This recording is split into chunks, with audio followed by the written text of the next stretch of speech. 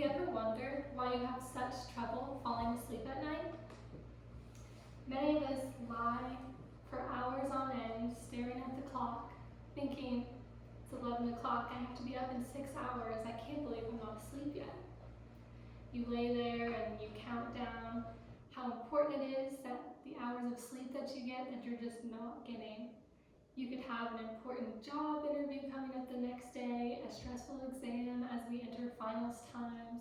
There's a lot on our mind during this quarantine and all the what ifs and anxieties that can come with that. That could definitely cause a lot of us to have trouble sleeping. So we lay in bed and we toss and turn, and eventually we pick up our phone and we're scrolling through social media. We could see quarantine memes on Facebook. We could see funny new viral TikToks that are being shared everywhere. You name it, there's tons of things that we're looking up on our phones. We're learning about new hobbies to do, new recipes, and of course, lots of online shopping. So we scroll, we keep scrolling, and it's endless the amount of times that we can spend on our phone. And we think, I've killed another hour, look at the clock, this should be the time that I could fall asleep. You lay there, and you still have trouble falling asleep. Little do we know that the solution to this problem is closer than we think. New research is showing us that our phone is negatively impacting our sleep. It negatively impacts our sleep due to the hormone suppression and the sleep-wake cycle that it affects. As we take a deeper look today, we'll see how our phone is actually negatively impacting us in a variety of ways. First, we're going to take a look at the natural sleep-wake cycle and how melatonin is impacted in that. You can see in this chart how when the sun is out, our melatonin levels go down. And then at night, they start to rise again. Frequently, some people have started taking melatonin gummies or vitamins at night to sleep, and that can actually help your melatonin levels increase, which gets you to sleep faster, because that's the sleep hormone. So you can see here as it decreases and increases and decreases and increases, those things is what create the sleep-wake cycle. So we'll take a look here on how our phone is impacting this cycle. So melatonin is suppressed from sunlight, as we saw in that last chart. But actually, our brain interprets the light from our phone the same way it interprets daylight from the sun. So you can see here, as the light enters our eyes, it goes to the pituitary gland, and then melatonin is suppressed. So Dr. Haas tells us that that's the reason we have trouble falling asleep at night, because our phone light is suppressing that melatonin and decreasing that sleepy feeling that we all are looking to achieve. So we'll take a look at this chart here, and you can see that this yellow line is the increase of our phone usage. And the more we use our phone in that dark in our room, we turn all the lights off, we're ready to go to bed, we think, wow, my melatonin must be so high right now. And we pull out our phone, and there it drops. You can see how much the melatonin is suppressed by our phone light. But as soon as we put that phone away, you can see our melatonin levels are increasing. But as this sleep-wake cycle is natural, it takes time to achieve those levels that we wish to achieve to get that good sleep.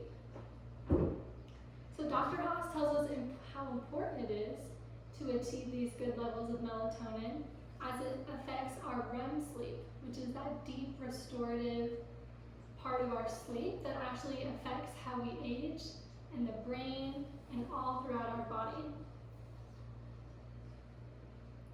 So now we're going to take a look at the natural sleep-wake cycle and those stages of sleep that we need to achieve to get that good sleep to protect our brain. In stage 1, you're pretty easy to wake up. It's a pretty light sleep. I would call this a nap. In stage 2, you're getting that more deep sleep. Someone's definitely going to have to shake you to wake you up. And it's a little bit restorative, but it's not doing a whole lot for your brain or for your body. In stage 3, some other hormones are starting to release, and it can restore your brain. It's pretty good, but definitely not as good as the next stage, stage 4, which is REM sleep. Dr. Rosen says that in this REM sleep, we're washing away all the byproducts of the thoughts from our day. It really helps us wake up the next day, we feel refreshed, and we feel so much better than the following day because we were able to reset and we're ready. So with this low melatonin from looking on our phone, it's really hard to achieve this REM sleep because we're waking up, we're tossing and turning. We might be sleeping for 45 minutes at a time before we wake up again, and we're never going to achieve that REM that can really let our brain rest.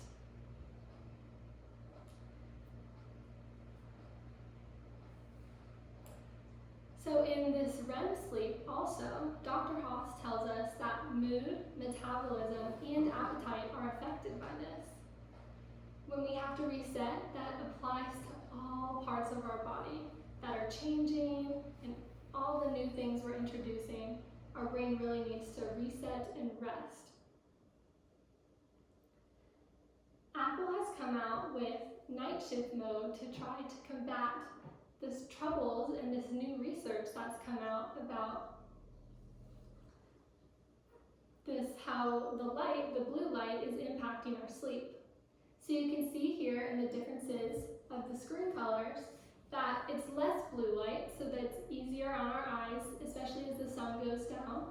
I personally have set my phone to this new mode so that when the sun sets, my phone changes over for less blue light, and I don't even notice it anymore because my eyes have naturally grown to accommodate to that.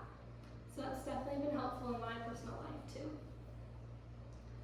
A few doctors at the University of South Wales have introduced this new app called Sleep Ninja.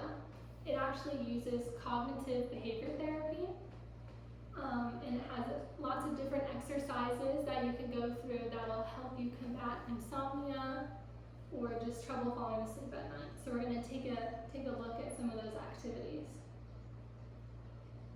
So you can see here this first one that shows us how to do some deep breathing exercises, how we can really relax our body and just feel restored before we go to bed. In this second picture, you can see it gives us an activity, as we all have different mindless activities we play on our phones, but this one uses cognitive behavior therapy to relax our brain. So you can see you have to select the objects of the room that do not belong. So it'll track your sleep-wake cycle. You can wear an Apple Watch and it can track how much time you were awake or asleep or tossing and turning that night, and it can help you decide if these activities you did the night before were really helpful, what worked and what didn't. So while this app can be helpful, it's still a blue light going to your brain and suppressing your melatonin. While it might have successful use, it's still affecting the hormones in our brain, and we could not be achieving that REM sleep. So our phones are impacting us way more than we think. We've learned that it affects our appetite, our moods, our emotions, and all of the hormones in our body that actually impacts aging as well. So we have to be super mindful of that time we're spending on our phone before we go to sleep. So today, I challenge you to put your phone away for just 15 minutes before you go to bed. I bet in 1 week, you could see the difference in your mood, in your appetite, and maybe even that new diet that you've been trying this week. Just 15 minutes, I think, can make a big difference in your life. Thank you.